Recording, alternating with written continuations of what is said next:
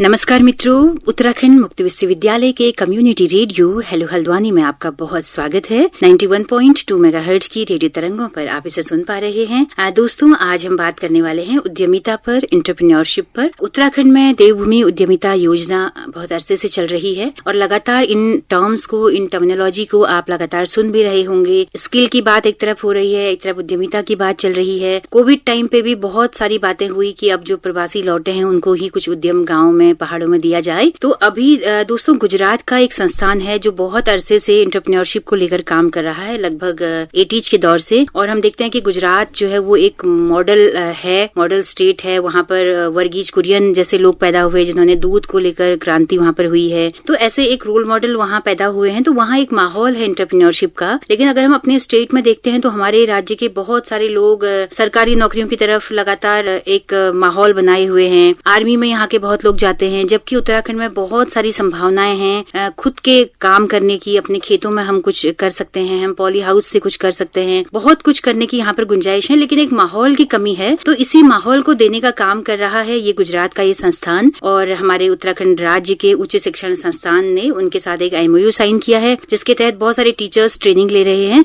तो ये योजना क्या है, इस पर आपने डॉक्टर अखिलेश सिंह को अभी आपने सुना। तो अभी डॉक्टर आशीष टमटा इस वक्त हमारे साथ मौजूद है, जो कि उत्तराखंड मुक्त विश्वविद्यालय में टूरिज्म विभाग में असिस्टेंट प्रोफेसर हैं।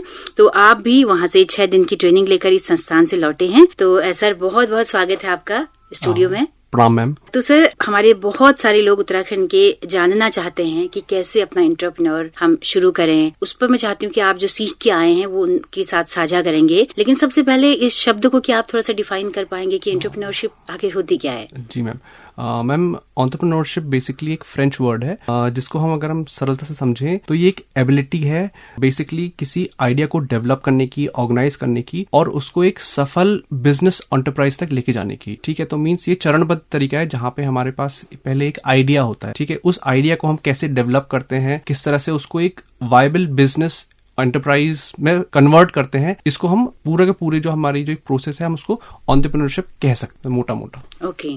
तो सर, ये जो ट्रेनिंग आपकी हुई है, इसमें क्या आपको बताया गया, किस तरह से काम करना है? क्या कुछ नए आइडियाज मिले या पहले से आप उन चीजों को जानते थे? मैम, जैसे कि अभी मैंने आपको एंटरप्रेन्योरशिप के बारे में बताया, मैम एंटरप्रेन्योरशिप को आप एक बिहेवियर के तौर पे भी समझ सकते हैं। अब क्या है कि किसी बच्चे के पास हो सकता है कि एक आइडिया, अच्छा आइडिया हो, पर हम ये नहीं कह सकते कि वो सफल एंटरप्रेन्योर बनेगा या नहीं बनेगा। अब क्या है कि किसी भी आइडिया को मैम किस तरह से एक बिजनेस में कन्वर्ट करना है, मैम उस चीज की मतलब जो है हमको एक एनवायरनमेंट क्रिएट करना है। बेसिकली हमको ये जो FDP हमारी हुई है उसमें ये समझाया गया है। अब इसमें क्या है कि आपका अलग अलग चीजें हैं मैम, जो जब हम एंटरप्रेन्योरशिप के प्रोसेस में जाते हैं तो बच्चे को झेलनी होती। अब क्या है कि मैम जैसे आपने भी थोड़ी देर पहले कहा कि गुजरात एक सफल राज्य है एंटरप्रेन्योरशिप के लिए, पर उत्तराखंड नहीं है। अब क्या है कि मैम जैसे मैंने आपसे कहा कि डिफरेंट स्टेजेस हैं एंटरप्रेन्योरशिप की, तो उसमें क्या है कि किसी आइडिया को कैसे मैम पहले तो विजुअलाइज करना है कि कैसे उस आइडिया को एक वर्किंग मॉडल में लेके आना है। अब मैम जैसे वर्किंग मॉडल पे लाने के लिए भी मैम बहुत सारी चीजें चाहिए, बहुत सारा किस्म का हैंड होल्डिंग चाहिए या फिर मदद चाहिए। तो हमें ये बताया गया है कि किस तरह से आपने उस बच्चे को मदद करनी है कि वो एक मतलब आइडिया को एक्चुअल में विजुअलाइज कर सके अच्छे से। उसके बाद मैम उसको किसी तरह की फंडिंग जो होती है वो कैसे मिल सकती है, उसके ऊपर बात की गई थी। मैम उसके बाद क्या है कि अगर आपने लेट्स से कि कोई बिजनेस शुरू कर दिया, लेकिन मैम ऐसा नहीं होता कि वो रातों रात बिजनेस बहुत जो प्रॉफिटेबल बिजनेस बन जाता है।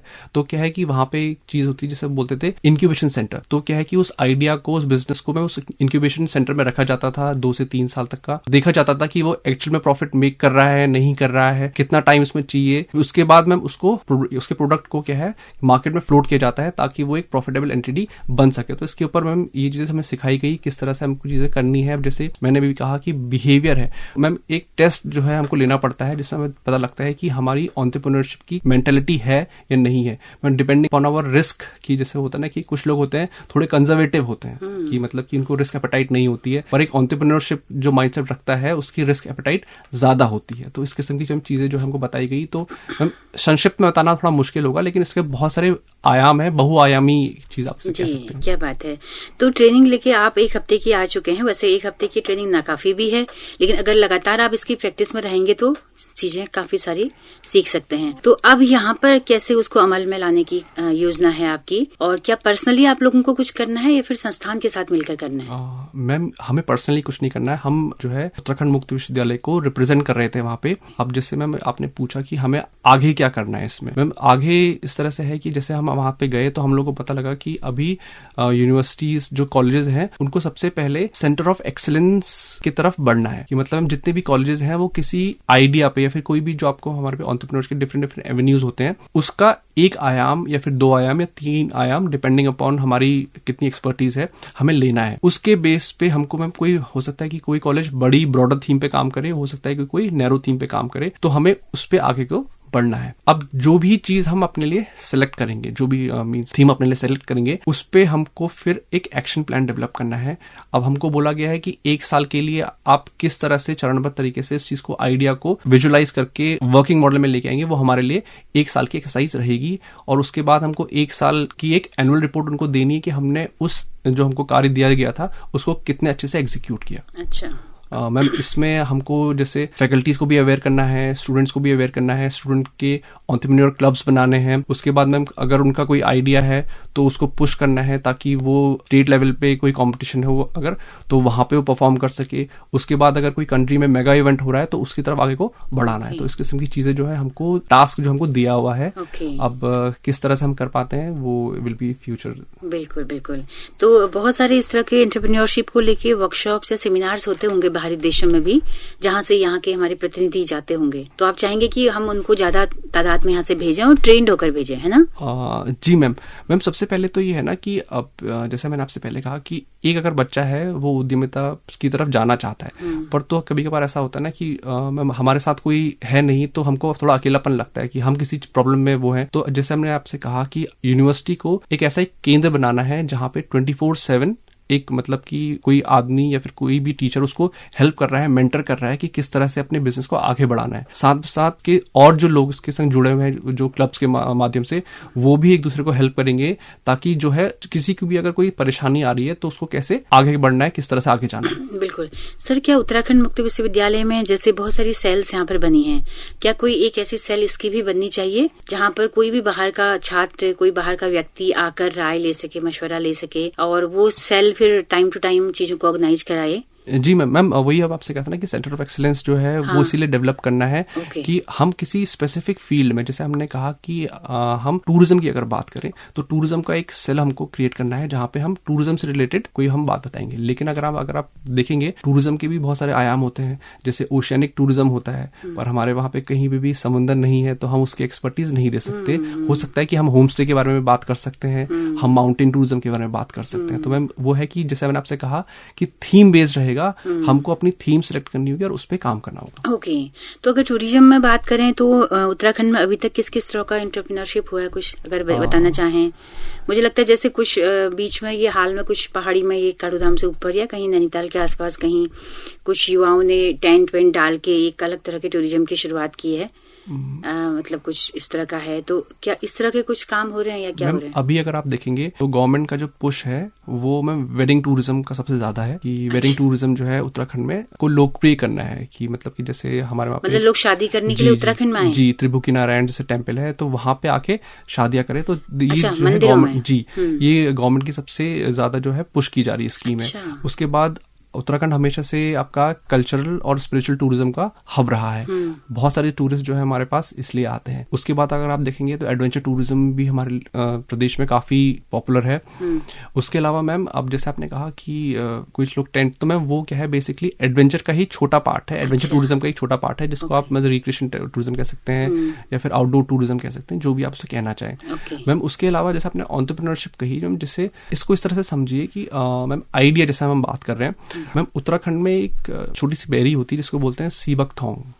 ठीक है, सीबक थोंग बेसिकली क्या है कि बहुत ऊंची पहाड़ियों में होता है।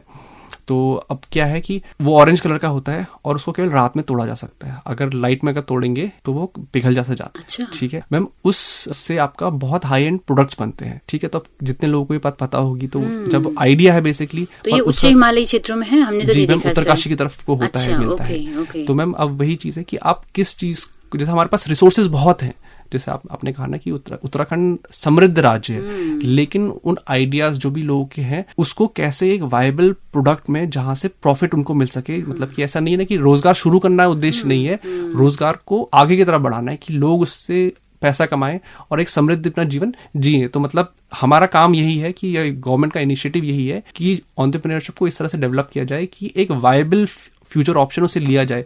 रोजगार तो ठीक है, चलो हम वो भी जो है सरकार दे रही है, लेकिन एंटरप्रेन्योरशिप भी एक अच्छा बिल्कुल। तो ये एक एग्जांपल आपने दिया, ऐसे सैकड़ों एग्जांपल हमारे आसपास बिखरे पड़े हैं। ऐसे अगर देखें तो बहुत तरह की चीजें हैं ना। जी मैम, जड़ी बूटियों से लेकर हर्बल प्लांट से लेकर, जैसे कि अगर आप देखेंगे मैम हमारे वहाँ पे धारा हर जगह पे होता है, तो मैम हमारे पास मिनरल वाटर की कमी तो है नहीं। तो मैम इस तरह से बहुत सारे प्रोडक्ट्स हैं। वही है कि हमारा नजरिया, बिहेवियर है ना, हमने कहा कि हम किसी चीज में क्या देख रहे हैं, क्या वैल्यू देख रहे हैं। बेसिकली अगर हम बिजनेस की बात करते हैं तो वैल्यू प्रपोजिशन ही होती है कि आप मुझको 100 रुपए क्यों देंगे, क्योंकि मेरे प्रोडक्ट में आपको वैल्यू दिखती है। तो मैं वही चीज है, तो हमको यही चीज बच्चों तक पहुंचानी है कि आप आइडियाज लेके आओ, आइडियाज को कैसे प्रोडक्ट में तब्दील करना है, उसकी जो मैम एक प्लेटफॉर्म है वो सरकार या फिर यूनिवर्सिटीज या फिर कॉलेजेस आपको देंगे। जी जी। तो आशीष जी, बहुत सारी बातें आप बता चुके हैं, मुझे लग रहा है कुछ और अगर हो चलते चलते कोई मैसेज हो आपका, कुछ कहना चाहते हो इस ट्रेनिंग के बाद आप तमाम युवाओं को। मैम बेसिकली मैं ये चीज कहना चाहूंगा कि अगर आप देखेंगे, अपने आजू बाजू देखेंगे, तो सब कुछ बिजनेस है। मतलब आज के डेट में आपका कुछ भी चीज जो है वो बिजनेस से बाहर नहीं है, चाहे वो पेन हो, कॉपी हो, पानी हो। आज अब तो हवा भी अगर आपको ठंडी चाहिए तो वो भी पैसे में मिलती है। हाँ, तो ये मैम सिंपल से फंडा है कि जब तक हम बिजनेस को इनकलकेट नहीं करेंगे हैबिट में, बिहेवियर में, तब तक हम आगे नहीं बढ़ेंगे। हमको एक में माइंडसेट होना चाहिए कि किस तरह से बिजनेस रन करता है, तभी हम इसमें आगे बढ़ सकते हैं। और ये है कि थोड़ा रिस्क है, इनोवेशन जरूरी है, आइडियाज होने चाहिए, जरूर आप आगे बढ़ेंगे। And I would just say all the best to all the people who means want to go into entrepreneurship. जी सर, पहाड़ के लोगों को बहुत सीधा साधा कहा जाता है वैसे, क्योंकि वैसे तो जहां तक बाजार की पहुंच नहीं होती है वहां तक लोग सीधे साधे ही होते हैं। जैसे ही बाजार पहुंचता है तो चालाकियां, तमाम तरह की चीजें आने लगती हैं। तो आपका कहना है कि पहाड़ के लोग अब बिजनेस माइंड बन जाएं अपना सीधापन छोड़कर? नहीं मैम, मैंने ऐसा कभी नहीं कहा कि अपने आप को बदलने को मैंने कभी नहीं कहा। बिल्कुल मैम, मतलब मुनाफे वाली प्रवृत्ति ना हो, लेकिन कम से कम अपनी रोजी रोटी चलने लायक और अपने चीजों को लोकल, मतलब अपने लोकल ब्रांड्स को आप इंटरनेशनली पहुंचाएं, वहां तक उसकी पहुंच हो। यहाँ का झंगुरा, मडवा, तमाम सारी चीजों को लोग अप्रिशिएट कर रहे हैं, लेकिन उसमें बस एक अंतर हम रखें कि हम इसको तमाम सारे मुनाफे के लिए या किसी एक व्यक्ति के ग्रोथ के लिए हम चीजों को ना होने दें, सामूहिकता में ये चीजें हों। मैम मैं इस बात से मतलब थोड़ा सा एड ऑन करना चाहूंगा इसमें कि बिजनेस भरोसे पे होता है। जी ठीक है, आप मेरे से कुछ चीज खरीद रहे हो तो आपको भरोसा है ना कि ये इसमें वैल्यू होगी, है बिल्कुल, बिल्कुल। आज के डेट में आप ऑनलाइन कुछ चीज खरीदते हैं, सभी खरीदते हैं, तो आपको भरोसा है ना कि प्रोडक्ट आपके हाथ में नहीं है, आप स्क्रीन में कहीं पे देख रहे हैं, कोई वेबसाइट पे हमको भरोसा है किसी पे, तो हम उसके आधार पर वही तो हम कह रहे हैं कि वो भरोसा ही बिजनेस भरोसे पे ही चलता है। इसका ऐसा कुछ नहीं है कि हम अपनी प्रवृत्ति बदल दें। ये है कि मैम हाँ, सबके अंदर, आप किसी भी चीज में हो, हम आपके अंदर वो माइंडसेट होना चाहिए कि एग्जैक्टली बिजनेस कैसे रन करना है। जैसे मैम एक इकिगाई, एक जापानीज किताब है कि उसमें वो बात करता है कि आप कभी रिटायर नहीं होते, जॉब तो आपको 60 साल तक ही मिलेगी, उसके बाद आपको जीवन में क्या करना है वो जरूर आई थिंक एक रास्ता खोल सकता है एंटरप्रेन्योरशिप। मैम वो माइंडसेट है, मैंने आपसे कहा ना कि ऐसा कुछ नहीं है, इट्स अ माइंडसेट। बिल्कुल बिल्कुल। तो आशीष जी, बहुत शुक्रिया, इतनी कीमती बातें आपने हमारे साथ साझा की हमारे श्रोताओं के साथ। बहुत शुक्रिया आपका। आप आते रहें रेगुलर कुछ अच्छी चीजें लेकर, आपके अनुभव का दायरा बहुत बड़ा है, तो हम चाहते हैं कि उसका लाभ भी हमारे श्रोताओं तक, हमारे शिक्षार्थियों तक पहुंचे। आपका बहुत बहुत शुक्रिया। धन्यवाद मैम, थैंक यू। जी, तो दोस्तों आप सबका भी बहुत शुक्रिया। इस कार्यक्रम में आप हमारे साथ बने रहिए, आपने बहुत तल्लीनता के साथ इस बातचीत को सुना। अपना फीडबैक दीजिएगा दोस्तों जरूर, उसी से हमारा मनोबल भी बढ़ता है और हम ये भी समझ पाते हैं कि हमें और क्या आपके लिए देना है। तो आपके फीडबैक का इंतजार रहेगा। हमारा यूट्यूब चैनल है, फेसबुक पेज है, इंस्टा अकाउंट है, अपना फीडबैक दीजिएगा। इसी के साथ आशीष जी के साथ में अपनी रेडियो मित्र सुनीता भास्कर को दीजिए इजाजत। नमस्कार।